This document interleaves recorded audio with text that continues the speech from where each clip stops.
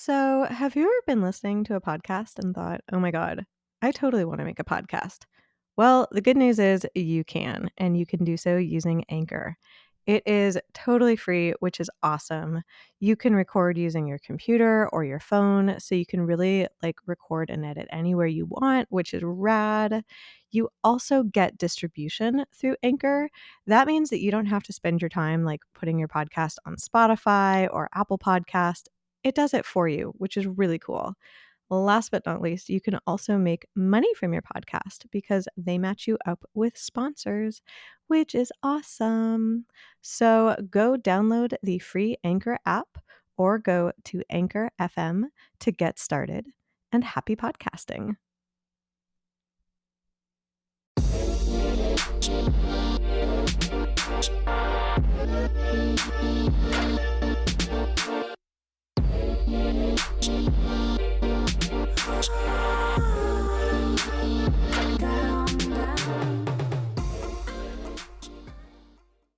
Hello.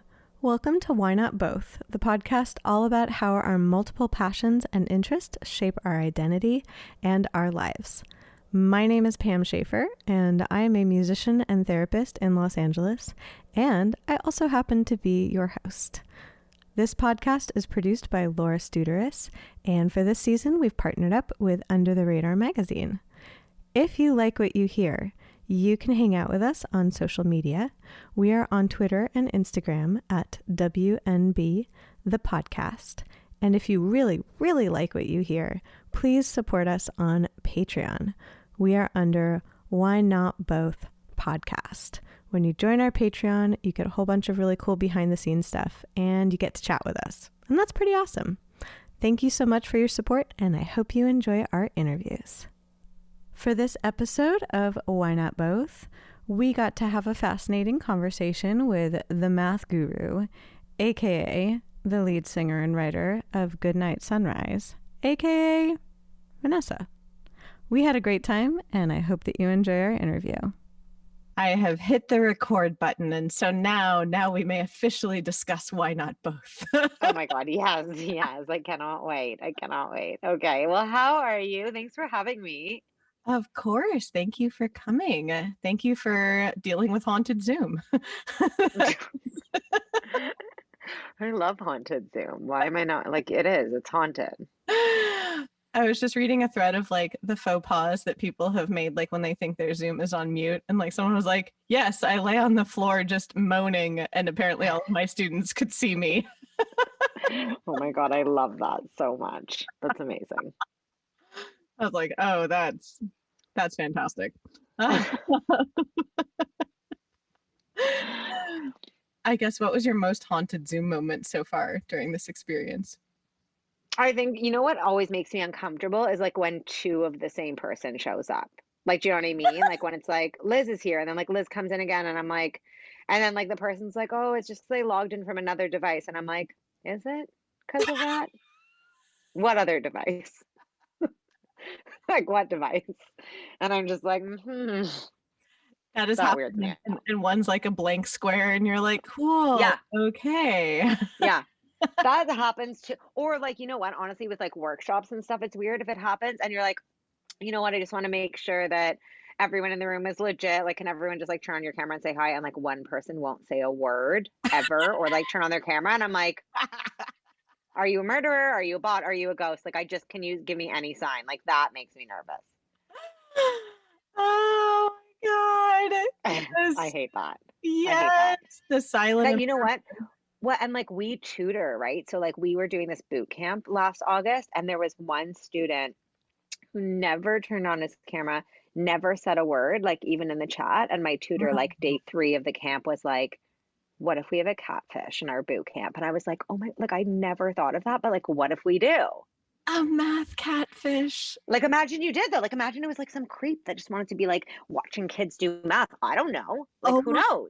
God, that's so true. Cause you see that in weird places. You see that on Discord sometimes too, where it's you'll be in a Discord chat and then there's one person that just has no avatar and they don't. Weird. That's weird. Yeah, it's really weird. And you're just like, who are you, Taco Cat 74,000?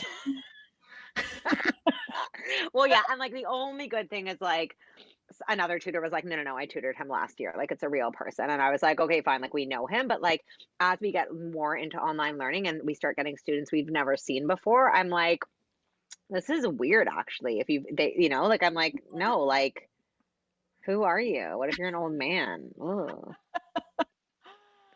People do all sorts of weird things. And how has it been, I guess, like being on the other side of educating at this time? Because I've talked to people who have been learning online at this time, but I haven't talked to as many people who are actively providing education. Um, it has been like quite a time. Where are you calling from, by the way? Oh, I am calling from West Hollywood. So I am, Okay. yeah. So, all right. So only because I was like, are you in Canada? Like, where are you? Okay. So oh, because we have this like fucking annoying quadmaster system where like everyone in high school is doing two courses every 2 months. Wow. So that has been truly the most annoying thing because it's like you're in math for 2 months and need to learn the whole thing, and then you're gone and we get new students. So that has been annoying. Oh my, Online tutoring has been surprisingly good. Honestly, it's like for most of our kids, like our tutors are like young, they're in math and science, so they're tech savvy. Like it's been pretty good. mhm. Um, for us, for teachers, not so much. Like we tutor one on one. It's like pretty easy to engage a student and like Yeah, whatever. Like, yeah. um, so it's actually been fine. It's just more like the whole education system is such a fucking fire zone, dumpster fire, whatever is on fire, it's on fire. There's It's on fire. flames everywhere. Yeah, Yeah. it's interesting you say that about like engaging one-on-one because even in like the before times, because I did tutoring a lot then, I would sometimes Oh, actually tutor some of my students online because like if our schedules didn't line up or I mean this is gonna right. sound so silly, but like with traffic in LA and sometimes geography, like there would be times when it's like I couldn't get to their house at like the right time to actually work with them. And if they didn't drive yet, like there would just be times when it's like it would be nearly impossible to meet up. And so it was easy enough to do tutoring one on one. But a lot of them have said about classes that it's really hard in some ways for them to like focus when Yeah. everything is digital because it seems very one of my students said that it feels like they're watching someone else's class. Like they know it's their classmates, they know, but it's like once you get more than like 3 or 4 people on a Zoom call, like one of my Okay, students was too like, yeah, much. yeah, she's like, it's like watching moving squares, and I forget that I'm supposed to be paying attention to learning anything. Yeah. Which makes sense. Yeah, like for sure. I even like I can't stand being on Zoom calls with like multiple people. Like I'm just like I don't know. I get it for sure. And like more like we're talking about like a classroom, right? Like a class of 20 students. Like how the fuck would Yeah. any teacher know what was going on? Like you can't.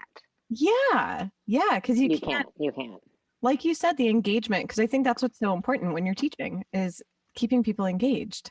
Yeah. Exactly. Keeping people engaged.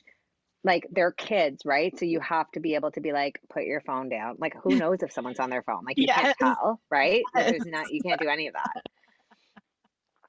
So Oh my gosh. How have you been balancing that with the podcasting? And also, I'm like, I know you're also a writer, and I'm like, how's it been going doing all the things?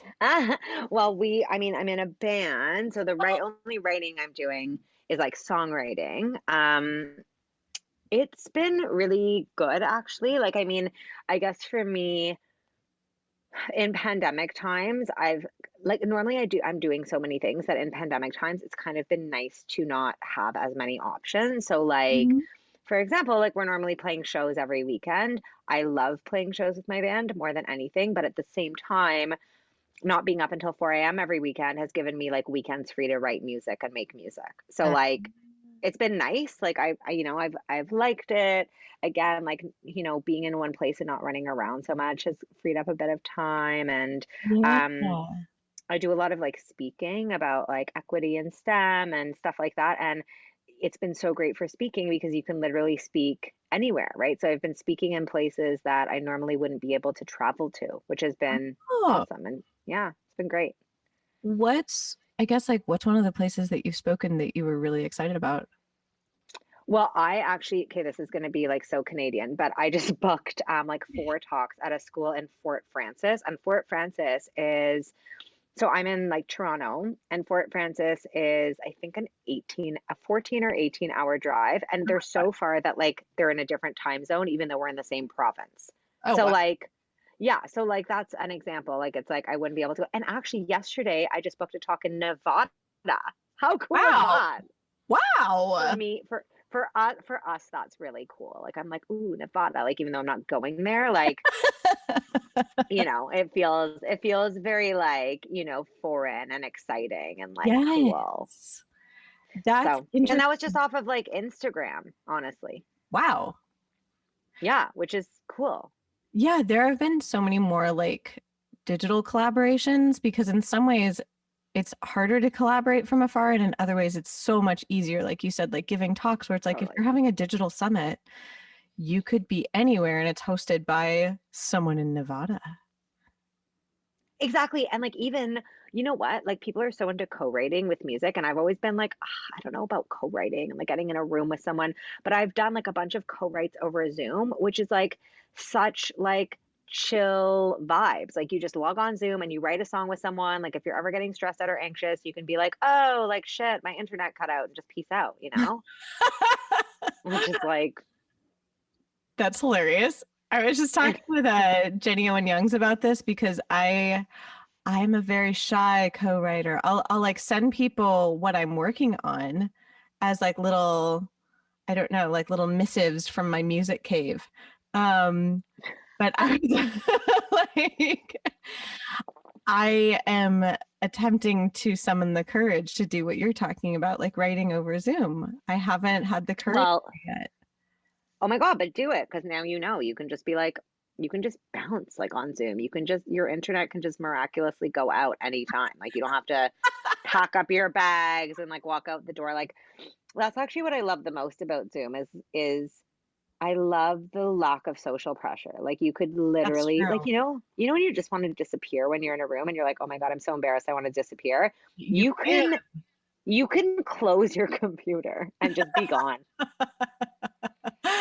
And just vanish from that earthly plane to another. It's kind of amazing. How do you deal with like when you're doing with sound and stuff on Zoom? Is there any latency? That was the other thing I was worried about is Mm. when you're singing or playing, like I guess like when you're writing, what's your writing process like and what's that like when you're working with someone else over Zoom? Okay, so let's not give me too much credit. Like I just started. I've done it like four times. But I will say, so first of all, with the writing, it's been pretty chill. So like, same with you, like someone will bring a half finished piece or something they're working on and we'll just go back and forth. And like it's not like it's great sound quality or anything, but normally what we do is we start a shared Google Doc so we can like fuck around with lyrics and stuff Oh, together, yeah. which is great. And then I don't know, it's great. Like use GarageBand or something and be like, here, what if we moved this chorus here and, Hmm. just, Hmm. or maybe someone will have a guitar and one of us will be singing. But we've actually recorded, we're releasing a new song next week. We're recording a whole album, but we're releasing a song next week. And we had to make some last minute, like, vocal tweaks. We had to redo all the vocals Hmm. and we're on full lockdown here, so we couldn't go to the Yeah. studio. Yeah. Yeah. Yeah. So there are a few softwares now where there's zero latency. So we set up with our producer over Zoom. He had like Pro Tools open and Yeah. we just did Yeah. Yeah. we had our mic and we recorded vocals like seamlessly. So there's like a lot of cool stuff now. That's really good to hear. I'm sorry, by the way, that you were on. I feel like the world is playing lockdown potato. Is like, it's like, Yes. I was like, oh God. Because at first I was just like, oh, we are too. Then I was like, no, no, wrong temporal time. Like, it's a very surreal thing being on lockdown. And yeah, now you have the lockdown potato, and I'm very sorry. We have it. Um, Yeah. I mean, whatever. It's true. We do have the lockdown potato. I like that. It kind of sounds yummy in a way. It's you pass it.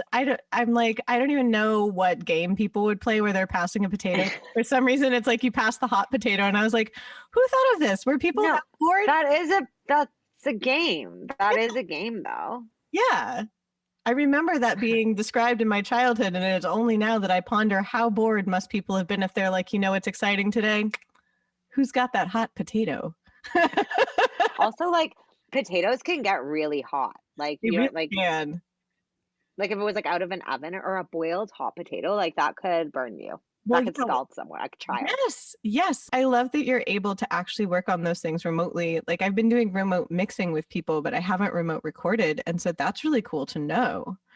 Like, Yeah, yeah. There's like a couple of, I don't know what they are, but there are a couple of softwares now where it's zero latency. and I guess, how do you feel differently when it comes to writing music versus performing? Because those are two extremely different things. Yeah. Well, performing is like my thing. Like I'd say that's like kind of like why I'm in a band. Like if I could pick one or the other, I would pick performing. Uh-huh. Um, but I also love having the like time for the creative process of writing. Like I do love, I've always loved like being creative and making something. Hmm. So just having more time to do that has been really rewarding. And also because we're actually working towards like an album, like knowing we have a few songs left, knowing that I like the act of making and finishing something. So I think it's been really nice actually. Like usually it's funny, we're just remembering this now. Like we do everything in our band, we do all the radio tracking, we do all the promotion, we do all the writing, we do most of the stuff. So normally like we don't have time for the one thing we love to do, which is be musicians. Like we don't have time to write. I know every artist says the same thing. And because for the past year we haven't been like trying to promote a tour or promote a single, we've had the ability to sort of remember why we love being artists, which is because we love creating. Um, but now we're releasing the single in a week, which we are still so excited about. But within a couple of days, I was like, fuck, I totally forgot that like as soon as you go into the promotion cycle, all it is like 90% rejection, 10% like any Hmm. sort of validation. And I was like, Hmm. you kind of build up a callus to that. And like I feel like my callus is a bit raw. So I'm like, okay, I've got to remember that like this is just the process and this doesn't take away from what I put into it, but it's like definitely hard.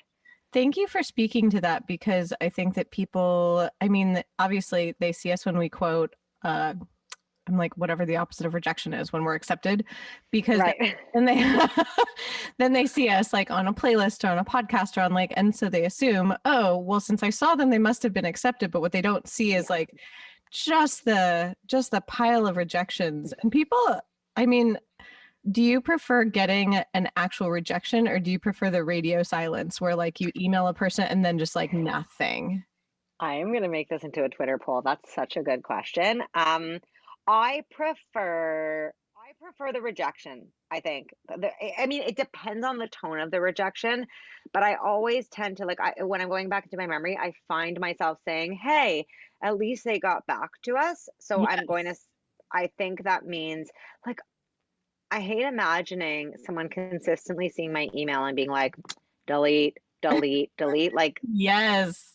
that doesn't feel good. Like I'd rather someone be like, cool, thanks so much. I'll check it out and like never check it out. But I don't know, you know what? Now that I'm saying that, I don't like that either. Like, but a nice rejection, a nice Yes. rejection that's like, thanks so much. This isn't a fit for us right now. That'll do. Right. That's fine. I'll take that. Yeah.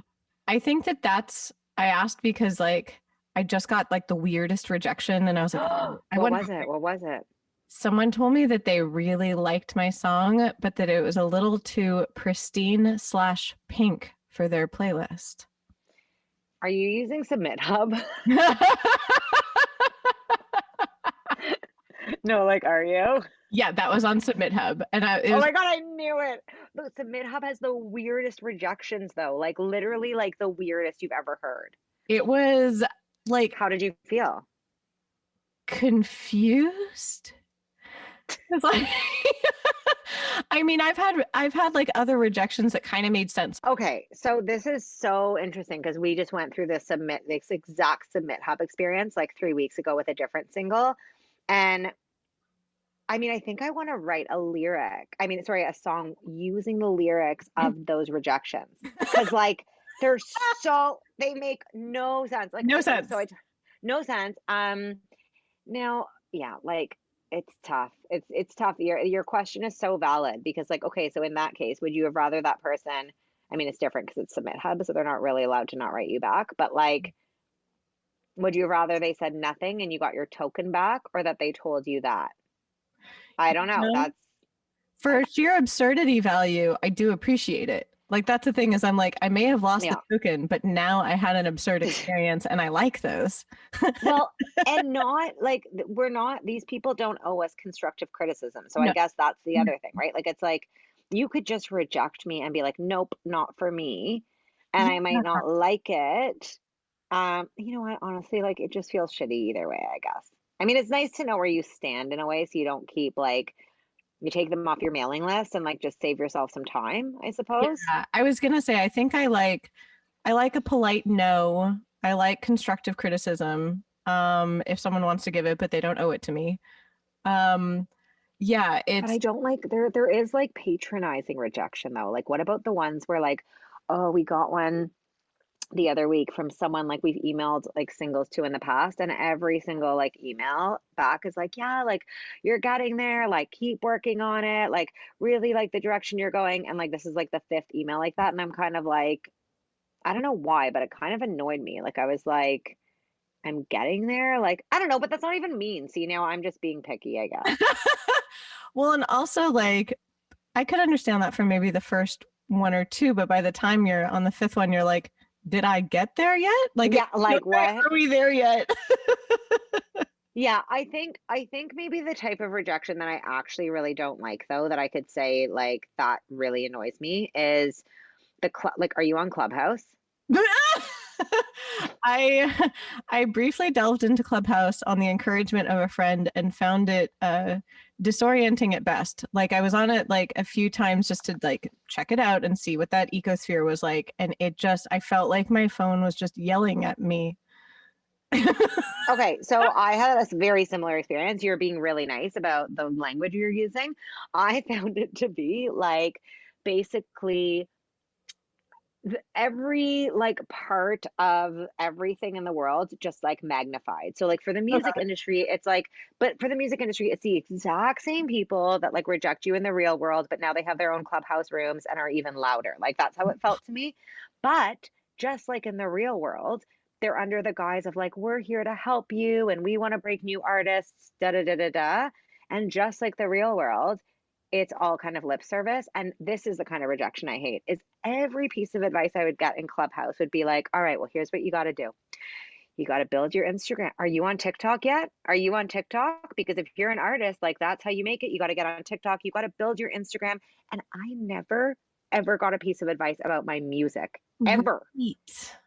And like that's the kind of rejection that pisses me off is like I send you a song to listen to and you write back and say that song's really awesome but like you don't have enough Instagram followers. Like that is like, and again, you know what though, look, I'm circling back, I'm going to take it back because I guess I like that better than silence.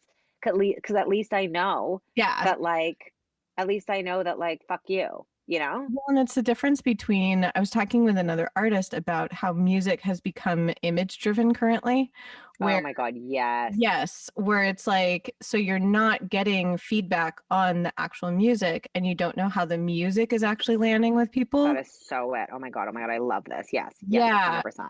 it was fascinating. If they have a compelling aesthetic, I've noticed that's, what is going to draw more followers in, but I don't think that Yeah. you should have to have a compelling visual aesthetic to have a compelling musical aesthetic.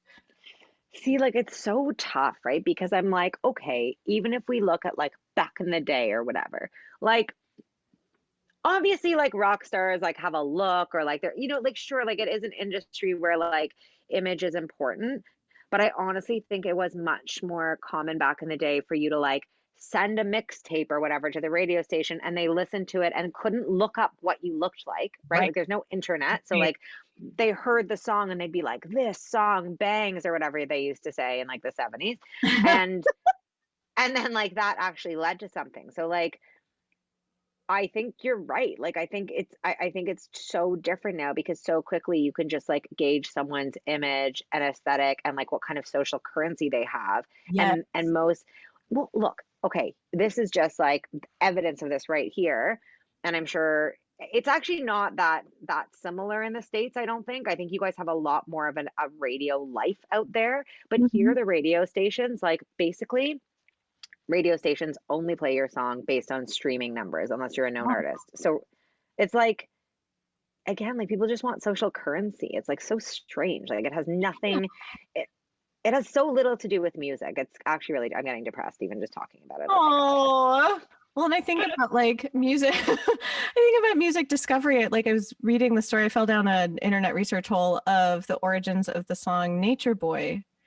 And it was written by this guy who was literally living in a tent in Griffith Park. And just like, Okay. yeah, and was waiting outside the door of, I believe it was recorded. Was it recorded by Nat King Cole? He had written this song and wanted to get it made and literally just like waited outside the door of the theater and gave this written piece of music to a valet. Yeah. See, these are the stories, right? Remember these stories? Yeah, and it's like he was literally a dude who lived in a tent. That's what stuck out to me. Well, and like that's the thing is like, yeah, you really wonder what you're even like selling anymore. Because the truth is, a good song is a good song. I really believe that like the general public is more interested in just like hearing a song that really speaks to them. I honestly think that. Like, and I work with teenagers and I think that. Like, Yes. a lot of it is for sure they just want like the next Lizzo song and like good, they should. But like a lot of it is like if they just like you hear this on TikTok all the time actually, right? Like TikTok songs that get famous sometimes are truly made by like no one and it just gets Literally. catchy and catches on, right? But like you like it's such a catch 22 because let's say we had the most amazing song in the world, it really doesn't matter. It's like if a tree falls in the forest, right? Like if no one hears the song, it's never going to become an earworm. So like, but Yes. no one's going to hear the song because no one will play it because like I don't have 40,000 followers and look like Bella Hadid or I don't know, you know? Yeah, it's this weird, by the way, I was right. It was Nat King Cole and the guy Okay. who wrote it lived in a tent in Griffith. That's And later went on to record other music, like just for fun and whatnot. But like that's yeah. Like if someone had approached me that probably had like plants in his hair, I mean, granted it would be on point that he was handing me a song called Nature Boy. But I would just be like, who are you? What's happening? I'm confused and also intrigued to see previous yeah, like love of the intrigued. Like, absurd. well, like the whole idea of like breaking a new artist used to be so exciting, right? Like, Yes. but now breaking a new artist is usually like you break someone on TikTok, which like it's fine. It's just often really not based on the fact that they're a great artist, right? It might be based on Yes. something else. I sometimes it is. Sometimes it Sometimes it is. is. Yeah. Like I like that you said that you work with teenagers. At the very least, it seems like they want someone who's compelling, either artistically or personality wise, or like that there's Right. something about them that they relate to. Yeah. Yeah. Yeah. Yeah. Yeah. I guess that's the other thing is like I probably just have a bit of a like chip on my shoulder because whenever we're using the words image, like it's all about image. Like to me, I'm like, we're talking about like being traditionally attractive in most cases, Yeah. especially for women. Like I'm like, oh, we're talking about youth, we're talking about being skinny, we're talking like, do you know what I mean? So I'm like, yeah, I think I immediately just get like so annoyed. Like I don't know if you saw what was the documentary that just came out? Who was it? A singer. Oh, okay. Was I'm it not doing a good job. Who? was it the Billie Eilish documentary or the No, was it Nina Simone? No, no, no, no, no, no, it wasn't. It was, I can't remember, but in it um, she says that like just a fact that in the whole history of like, recording the charts, there have only been, I think it's 7 women over the age of 40 that have had a #1 hit. Yeah. The High Note, it was called. Okay. Okay, The High Note. So good. You should watch it. But yes, in the history of music, only 5 women over 40 have ever had a #1 hit. So that automatically like just puts me in the fetal position because I'm like, okay, like when we're talking about image, like that's often what we're talking about. We're talking about these traditional gender norms, really. And Yes. like, Yes. are you adhering to them or not? Or like, are you like defining them in a way that's like so out there that now you have like a counter image? Like it's like so it's all based on traditional gender norms, kind of, I think. A lot of it, not all of it, but a lot of it. So like, anyways, it just mad.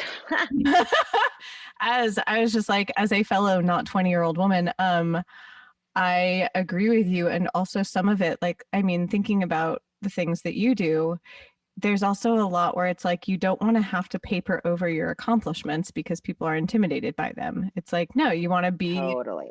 this multifaceted person. and have that be accepted instead of be like, oh, well, I'm just a musician, or like, oh, I'm just a podcaster. Like, no, you're just like, no, I do all these things. Yeah.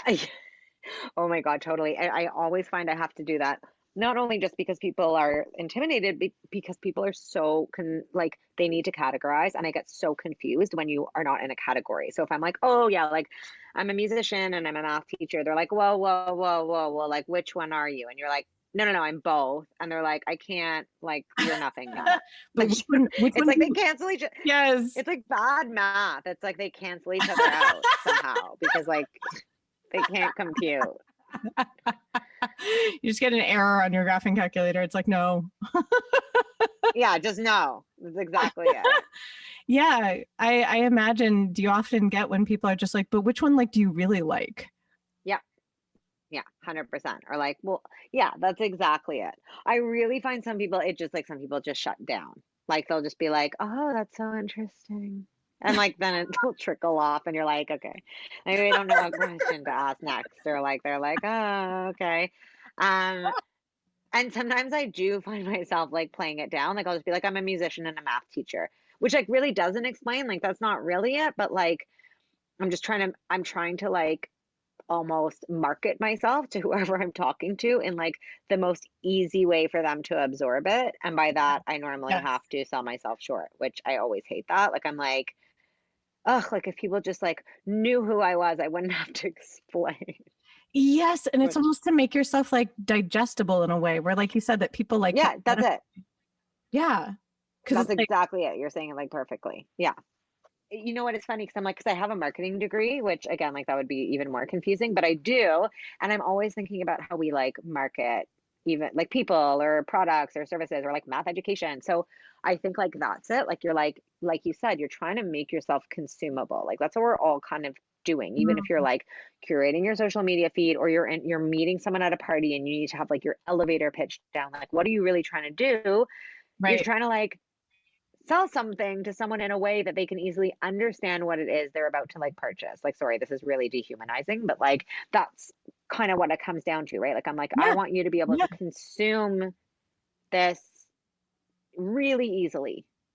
Like, Yeah. that's why they call products consumables.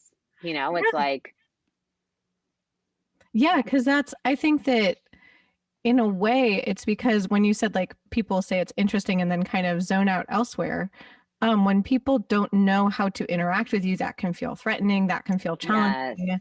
And so it's hard to sit through that discomfort and get to know the person. And some people are going to put in that effort, and a lot of people just like aren't. Um, and so it's interesting what you're saying though about like that then it hurts when you have to kind of like diminish yourself in different ways, or like I don't know if you've had this experience, but like people will say like, "Oh, well, which are you more successful at? That's the one you really are," or like things like that, where it's oh like, wow. yeah, I hate that. I think I'd be pretty mad if someone said that to me. I'd be like, okay, define success. What? yeah, exactly. Like, or I've talked to, it's interesting talking to people outside of the US because a lot of times here, a lot of success, particularly in the arts field, I don't know why I said it that way. A lot of success in the in the artistic field is determined by like your financial success as opposed to like your Totally. productivity or your Yeah. innovation or like all the things that go into the arts. Yep. Um, yeah, and so people are like, "Well, are you a hobbyist?" And it's like, "No." It's very strange to me. Well, yeah, and I mean even that, like what we define as like, oh, do you do music as a hobby or as a career? It's like, okay, what defines that? Is it like literally my income? Do you mean like how much time do I spend on it? Like, what do you even mean, Yeah. really?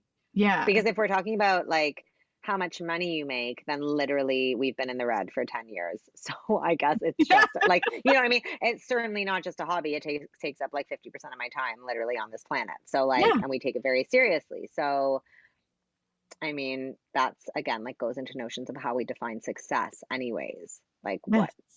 Yes. So yeah. Yeah, and it ties back into it was weird. Like starting this podcast in the before times, it was more like talking about how that ties into your identity. And now like in this time when like our identity is kind of unmoored from our outside activities. It's like, no, Yeah. yeah, we can no Well, and longer rely on that. that's so interesting. Like you just said that so well. Like I love that because I know so many people who are struggling like identity wise just because they are so untethered from their activities, and their identity and their activities are like, one. Um I don't like really, well, I don't know. I can't say I don't feel that way because I've been doing, I'm still writing music, we're still tutoring. So like it feels a bit different, but I think that's really interesting what you just said. Like that's a big thing. Like we do define ourselves by what we like do and consume often.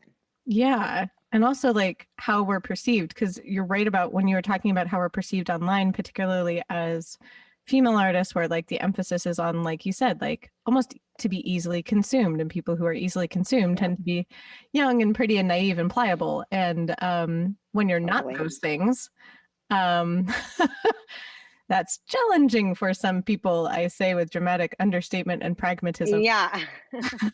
Oh my God. But it's an interesting time to like not be perceived in a way. Like I'm sad that you can't perform right now, since that's the thing that you like about music. I'm like, because so much of performing is about like that perception and that interaction with your audience. For sure, but I mean, it's not like we'll do it again and again. There's like, it's been nice to not to go to bed at 10 o'clock every night. So whatever. I mean, if someone was like, you'll never perform again, I'd be pretty upset. But like, this Yeah. is kind of like a nice break. Like, I don't mind. Like, it's scary, the uncertainty of being like, when are we going to perform again? But again, we've been lucky that like we're working on an album, so we're busy with something we wouldn't be able to do if we were performing. It's all worked out. It's fine.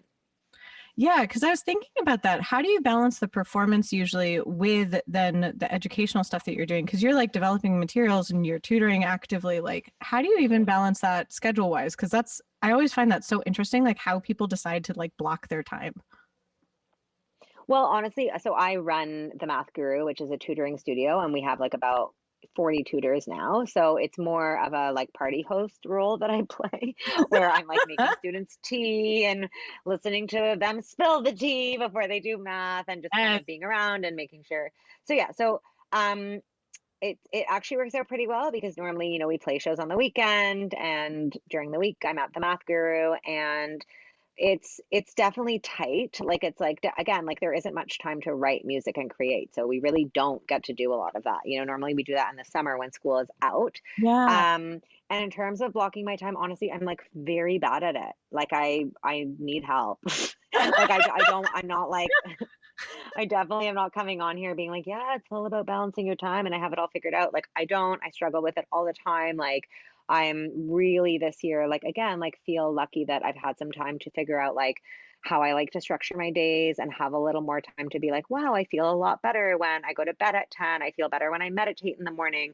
Um, but I'm really just learning. Like normally I'm scrambling, I take on too much, I don't got to enjoy all of the amazing things I have in my life because I'm rushed. So really right now I'm trying to like prioritize like great, we're going to record the album before September because when back to school happens, I'll be more busy and I won't have fun recording an album. Like, Yeah. like I'm just Yes. trying to do that. And my only hard and fast rules really are like I really like sleep is like sacred to me. Like I need to go to bed like 11 latest, but usually like 9:30 I'm in bed, and I like to wake up without an alarm. Like if I, that's like the only thing I really try to like hold on to no matter Yeah. what. Yeah. So During the beginning of amazing. lockdown, just to see what it would be like, my body thinks it's a nap. I think that my body wants to do like biphasic sleep if I try to go to bed that early.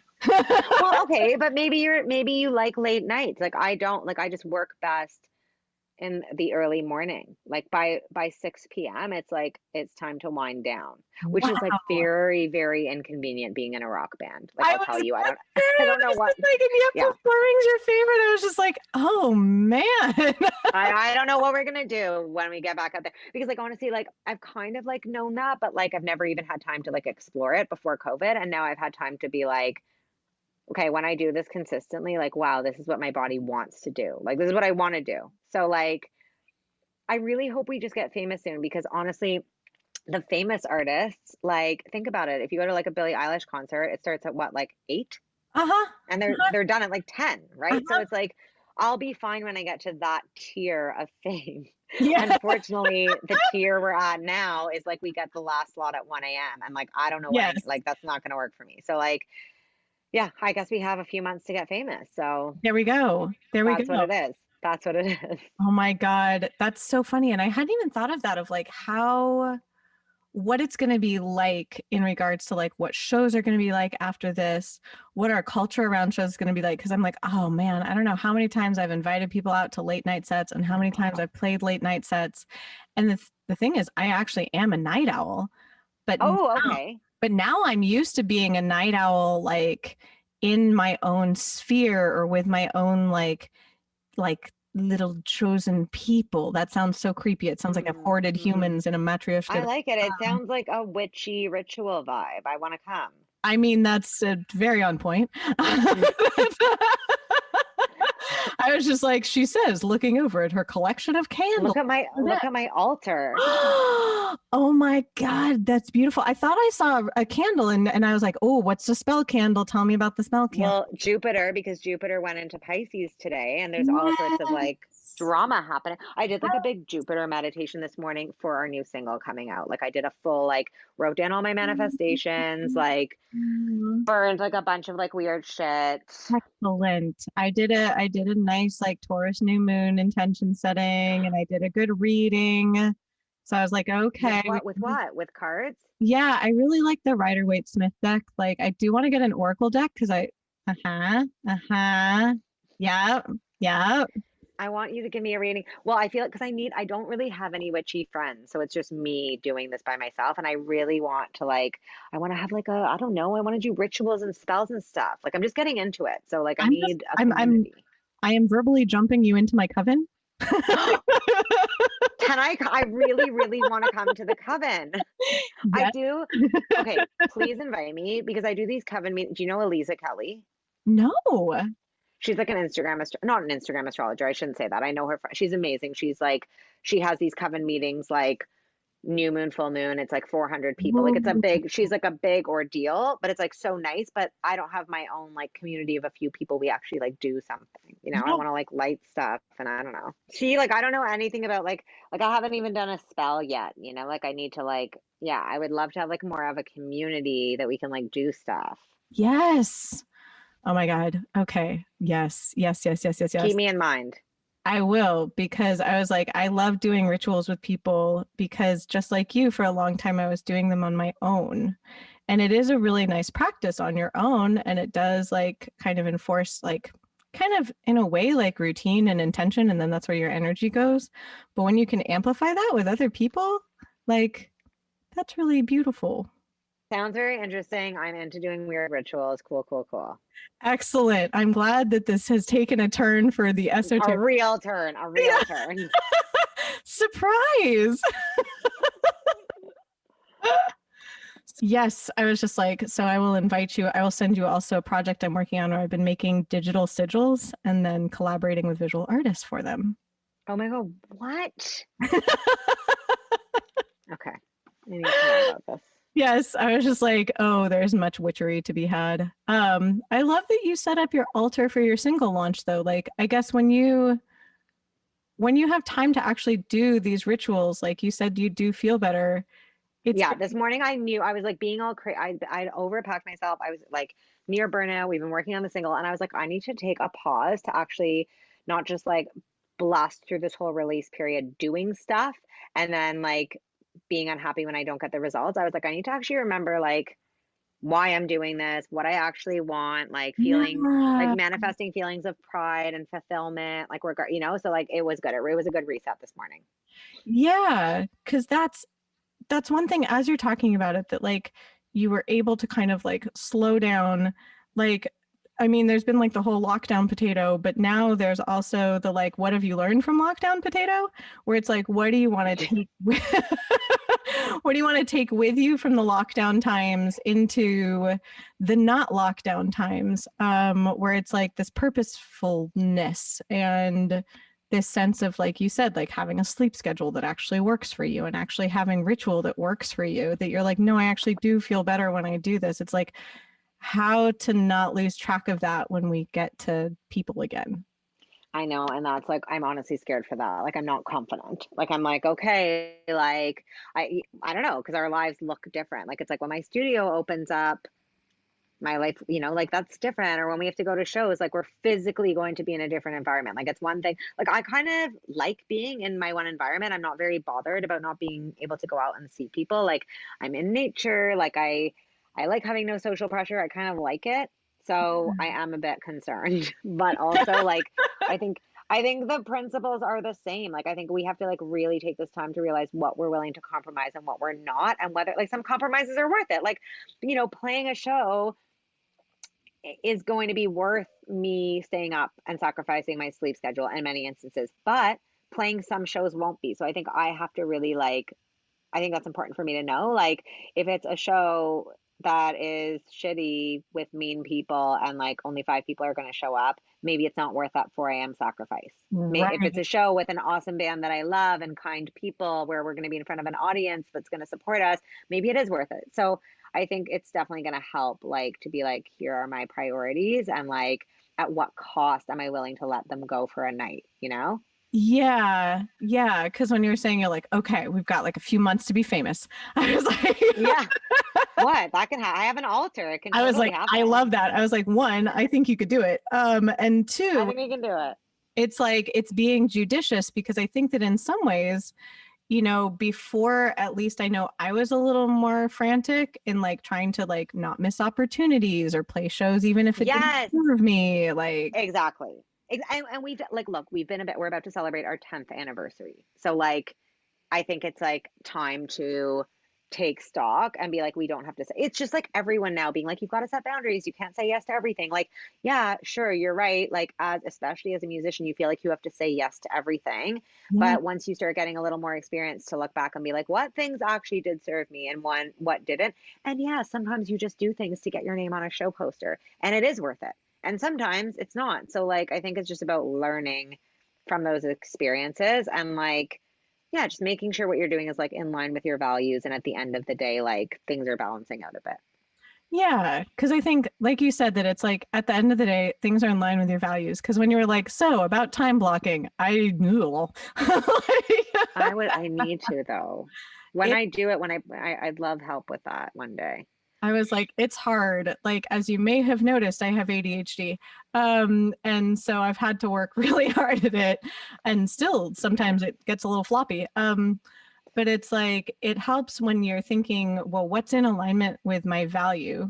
Because then you can choose, like, okay, well, within those values, what activities do I want to do? How do I want to direct my attention?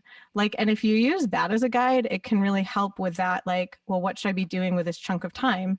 And yeah, I'm in the same boat as you where it's been so relieving to like only have to tune into me. Yeah. No, I think that's good. I want to also like, you better send me your music or something. Like, well, I'm Yes. like Googling you right now. Yes. If you Google it here, I'm going to send you my band name so you can Google my band name. My band name is Nixie. And that's the stuff that I'm releasing now. Though I literally last year, I didn't release like any music last year. Like last year, I was like, I am going to write music and I'm going to really double down on production work and learn that. But I just felt like I was like, am I listening to any new music right now? I was like, not really. I was listening to things that like either comforted me or that were, already in my scope. I know. Oh my God. Yeah, that's the other thing. You're right. Yeah. Everyone was talking about that. Everyone wanted just like familiar stuff, you know? Yes. And I felt like that was the time, much like how you're writing during this time. I felt like it was a good time to write and create, but I didn't feel like it was the sharing time yet. Like I just started Yeah. feeling now like it's the sharing time. Oh my God. So we're like release twins. Ours is May 19th, but May 21st is our show that we're playing from our bathroom. So you should come. Oh my God. I would love to come to your show in your bathroom. That's amazing. Well, because I'm gonna no pressure literally at all, but I'm gonna send you the ticket link to it. If yes, you can just get a free ticket, if you do you use Spotify? Are you okay with I pre-saving do. things or Yeah, okay? I It's actually so just made a video about why we pre-save on Spotify so people would oh my understand why we ask people to do that. that's so funny. I was just like ranting about that on our Instagram story yesterday and feeling like really sad that this was my life. I was like, oh my God, I'm like begging people to That's pre-save, why but I made a TikTok about it and posted it on my Instas too. And wait, yeah. okay, so I feel like I need to post that, to be honest. Oh, I yeah. need Let me I send need it to I you. need you to send me that. No, no, no. I'm just gonna post it right now because I have to go soon and I don't want to forget.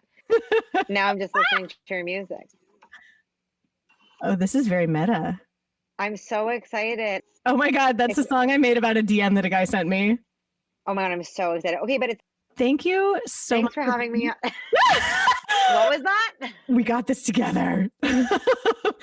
Thank you so much for being very generous with your time and recording simultaneous thank yous. That was amazing. So fun. Thank you for having me. Everyone go check out both of our bands. Yes. And we'll talk soon. Yes. I'll see you in 11. Thank you again for listening to this episode of Why Not Both. If you liked what you heard, please make sure to like us and subscribe to us on your preferred podcast platform. You can also come hang out with us on social media. We are at WNB the podcast, both on Instagram and on Twitter. This season, we are brought to you by Under the Radar magazine. Under the Radar is a nationally distributed print, music, and entertainment magazine and website. You can find them at www.undertheradarmag.com and feel free to support them on Patreon. Extra special thanks to our producer, Laura Studeris, who is literally a rock star. Thanks again, and I look forward to seeing you next episode.